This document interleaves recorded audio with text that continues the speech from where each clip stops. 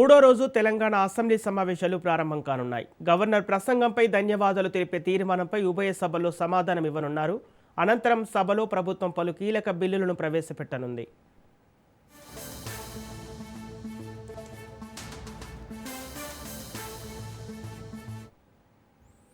మూడో రోజు తెలంగాణ అసెంబ్లీ సమావేశాలు ప్రారంభం కానున్నాయి. గవర్నర్ ప్రసంగంపై ధన్యవాదాలు తెలిపే తీర్మానంపై ఉభయ సభలో సమాధానం ఇవ్వనున్నారు.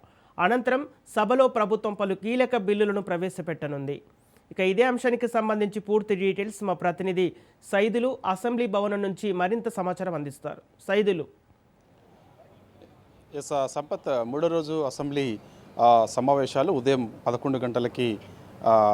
గంటలకి ప్రారంభమవుతాయి. శాసనసభ శాసనమండలి ఉదయం 10 గంటలకి ప్రారంభమవుతాయి. ప్రారంభం కాగానే ఈరోజు క్వశ్చన్ అవర్ ఉంటుంది. శాసనసభ శాసనమండలిలో క్వశ్చన్ అవర్ ఉంటుంది. ముఖ్యంగా శాసనసభలో వస్తే జిల్లా ఆసుపత్రులకి వైద్య పరికరాలకు సంబంధించినటువంటి సరఫరా ఏ విధంగా ఉంది అనే దానిపైన కూడా క్వశ్చన్ అవర్ ఉంటుంది. దీనిపైన అసలు జిల్లా ఆసుపత్రుల్లో వైద్య పరికరాలు అందుబాటులో ఉన్నాయా లేవా, ఎటువంటి సమస్యలు అక్కడ జిల్లా ఆసుపత్రుల్లో ఉన్నాయి, ప్రస్తుతం జిల్లా ఆసుపత్రుల్లో మెరుగైన వైద్యం అందుతుందని కూడా రాష్ట్ర ప్రభుత్వం చెప్తూ వస్తుంది. కాబట్టి ఎటువంటి సమస్యలు అక్కడ ఉన్నాయి అనే దానిపైన కూడా ఇటు ప్రతిపక్షాలు కొన్ని అంశాలు లేవనెత్తే అవకాశం ఉంది. అధికార పార్టీకి సంబంధించినటువంటి సభ్యులు కూడా ఆసుపత్రుల్లో సంబంధించినటువంటి సదుపాయాలకు సంబంధించి కూడా వారు కూడా క్వశ్చన్ అవర్లో సందర్భంగా మాట్లాడే అవకాశం అయితే ఉంది. ఇక రెండోది, దివ్యాంగుల కోసం వివాహ ప్రోత్సాహక పథకం కూడా ఒకటి పెట్టాలని కూడా భావిస్తున్నారు. క్వశ్చన్ అవర్లో భాగంగా రెండోది కూడా ఉన్నది. ఎందుకంటే చాలామంది దివ్యాంగులు తెలంగాణ రాష్ట్రంలో ఎక్కువ మంది ఉన్నట్లు గుర్తించారు. కాబట్టి వారందరికీ కూడా వివాహం సంబంధించినటువంటి పథకాలు ప్రోత్సహిస్తే వారందరూ కూడా పెళ్లిళ్ళు చేసుకునే అవకాశం ఉంటుంది. కాబట్టి వారికి కూడా ఒక మంచి భవిష్యత్తు ఇచ్చిన వాళ్ళం అవుతామని కూడా రాష్ట్ర ప్రభుత్వం ఒక కీలక నిర్ణయం తీసుకోబోతుంది. దీనికి సంబంధించి ఇటు శాసనసభలో చర్చ చేసే అవకాశం అయితే ఉంది క్వశ్చన్ అవర్లో భాగంగా. తర్వాత ఇక మూసీ నది పునర్జీవం, ఇది అందరికీ తెలిసిన విషయమే. గత కొన్ని రోజుల నుంచి కూడా మూసీ పునర్జీవానికి అంశానికి సంబంధించే మొత్తం రాష్ట్ర రాజకీయాలన్నీ కూడా దాని చుట్టే తిరుగుతూ ఉన్నాయి. కాబట్టి మూసీ నది పునర్జీవానికి సంబంధించిన క్వశ్చన్ అవర్ కూడా ఈరోజు ఉంది.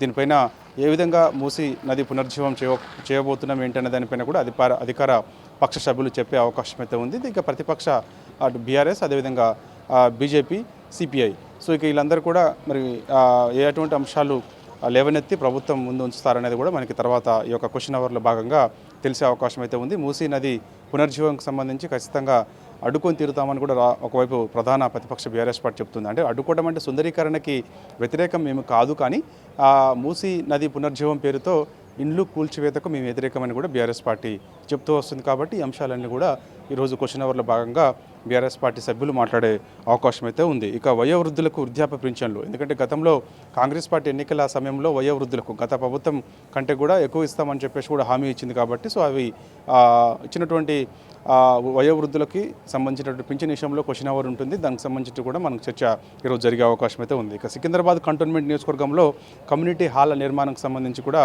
క్వశ్చన్ అవర్లో భాగంగా ఉంది. కాబట్టి ఇదిపైన కూడా చర్చ జరిగే అవకాశం అయితే ఉంది. ఇక రాజు వికాస్ పథకం, గతంలో రాజు వికాస్ పథకం కింద అర్హులైన అందరికీ కూడా, అంటే డిగ్రీ పూర్తి చేసిన వారందరికీ కూడా దాదాపుగా 1 లక్ష నుంచి 5 లక్షల వరకు కూడా ఈ యొక్క రాజు యువ వికాస పథకానికి సంబంధించి రాష్ట్ర ప్రభుత్వం వారికి ఏదైనా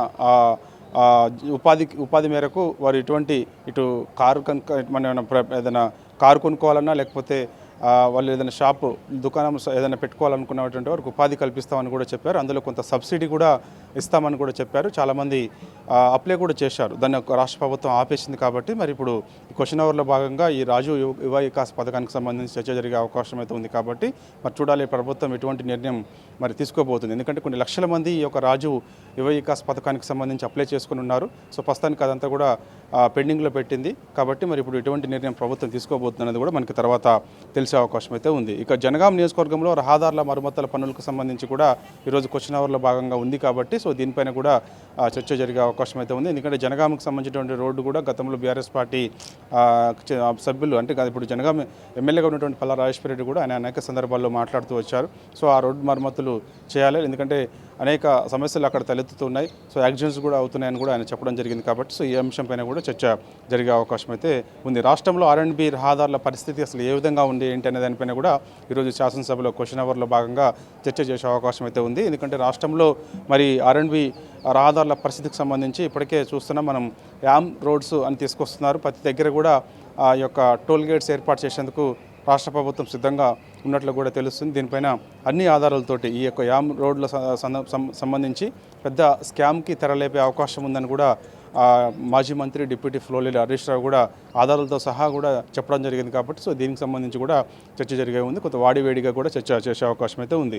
ఇక శాసన మండలిలో కొన్ని అంశాలు చర్చకు వచ్చే అవకాశం అయితే ఉంది. ముఖ్యంగా తెలంగాణలో ఆర్టీసీ మహిళలకు ఉచిత బస్సు సౌకర్యం కాంగ్రెస్ పార్టీ అధికారంలోకి వచ్చిన తర్వాత మహాలక్ష్మి పథకం పేరుతోటి మొదటి 6 గ్యారెంటీల్లో భాగంగా మొదటి పథకానికి సంబంధించి ఇది ఇంప్లిమెంట్ చేయడం జరిగింది రాష్ట్ర ప్రభుత్వం. కాబట్టి ఇప్పటివరకు ఎంతమంది మహిళలు ఈ యొక్క ఆర్టీసీ బస్సుల్లో ప్రయాణం చేశారు ఏంటనే దానిపైన కూడా ఈ యొక్క శాసన మండలిలో క్వశ్చన్ అవర్లో భాగంగా చర్చ చేసే అవకాశం అయితే ఉంది. ఇక ఆటోమేటెడ్ టెస్టింగ్ స్టేషన్లకు సంబంధించి కూడా ఈ యొక్క శాసన మండలిలో ఈరోజు క్వశ్చన్ అవర్లో భాగంగా చర్చ చేసే అవకాశం అయితే ఉంది. వరంగల్లో పురాతన దేవాలయాలు పునరుద్ధరణ, ఎందుకంటే కాకతీయుల కాలం నాటి దేవాలయాలు వరంగల్లో ఉన్నాయి కాబట్టి సో అవన్నీ కూడా పునరుద్ధరణ చేసుకోవాలి, వాటిని కాపాడుకోవాలని చెప్పేసి కూడా రాష్ట్ర ప్రభుత్వం ఒక నిర్ణయానికి వచ్చినట్టు తెలుస్తుంది. కాబట్టి శాసన మండలిలో కూడా క్వశ్చన్ అవర్లో భాగంగా వరంగల్లో ఉన్నటువంటి పురాతన దేవాలయాలకు పునరుద్ధరణకు సంబంధించిన అంశానికి సంబంధించి కూడా శాసన మండలిలో చర్చ చేసే అవకాశం అవుతుంది. ఎరువులపై రవాణా ఛార్జీలు, ఎందుకంటే ఇప్పుడు చూస్తున్నాం మనం ఎరువులపై రవాణా ఛార్జీలు ఎక్కువగా పెరుగుతున్నాయని కూడా ఒకవైపు ప్రధాన ప్రతిపక్ష బీఆర్ఎస్ పార్టీ చెప్తూ వస్తుంది. కాబట్టి శాసన మండలిలో క్వశ్చన్ అవర్లో భాగంగా దీనిపైన కూడా చర్చ చేసే అవకాశం అయితే ఉంది. ఖరీఫ్ సీజన్లో ధాన్యం సేకరణ అంటే ఇప్పటికే మనం చూసాం అత్యధికంగా గత ప్రభుత్వం కంటే కూడా ఇప్పుడు కాంగ్రెస్ పార్టీ అధికారంలోకి వచ్చిన తర్వాత అత్యధికంగా ధాన్యం సేకరిస్తున్నాం. ఆ యొక్క ధాన్యం కొనుగోలు కేంద్రాలు కూడా ఎక్కువ ఏర్పాటు చేసినాం, రైతులకు ఎక్కడ కూడా ఇబ్బంది లేకుండా చూస్తున్నామని కూడా రాష్ట్ర ప్రభుత్వం చెప్తూ వస్తుంది. కాబట్టి ఇప్పుడు అనేక చోట్ల అనేక ఇబ్బందులు ఉన్నాయని కూడా బీఆర్ఎస్ పార్టీ ప్రధాన ప్రతిపక్ష బీఆర్ఎస్ పార్టీ చెప్తూ వస్తుంది. అయితే ఇప్పుడు గతంతో పోలిస్తే ఈసారి ఎక్కువగా ధాన్యం కేంద్రాలు పెంచుతామని కూడా చెప్తున్నారు. కాబట్టి ఖరీఫ్లో అసలు ఎంతవరకు ధాన్యం మనకి ఉత్పత్తి అవుతుంది, సో ఎన్ని మెట్రిక్ టన్నుల వరకు ధాన్యం మనం సేకరిస్తాం ఏంటనే విషయం పైన కూడా ఇక్కడ మనకి శాసన మండలిలో చర్చకు వచ్చే అవకాశం అయితే ఉంది. సో ఇందిరమ్మ ఇండ్లకు సంబంధించినటువంటి అంశం కూడా చర్చకు వచ్చే అవకాశం అయితే ఉంది. సో ఈరోజు మొత్తం శాసన మండలి మనకి ఈరోజు 3వ రోజుల్లో భాగంగా ఉదయం 10 గంటలకి ప్రారంభమవుతాయి. ప్రారంభంగానే క్వశ్చన్ అవర్ ప్రారంభమవుతుంది. Okay right, thank you Saidulu.